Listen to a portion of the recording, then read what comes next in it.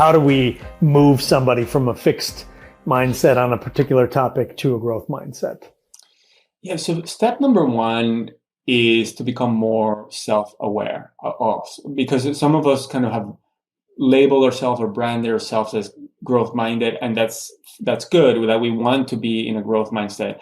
But there are usually things that we see in a fixed way. Like, for example, for me, I don't believe that I can kind of listen to a podcast while I read a book. I believe that's an ability that I can't develop. That's a fixed mindset. And so I can think about, I don't believe that I can get a full night's sleep on very short time. Like, that's a fixed mindset. It might be true or it might not be true, but it's affecting my behavior because I'm not trying to think about two things at the same time. I'm not trying to get a full night's sleep on very short time.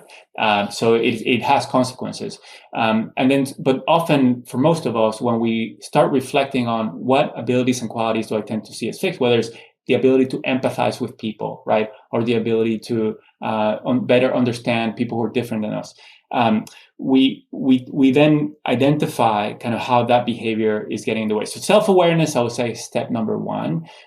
Step number two is identifying what is one ability, at least, that I want to develop in myself, and what learning zone habits am I going to be engaging in to improve that ability. Often when I ask people, what do you want to improve? They write something down.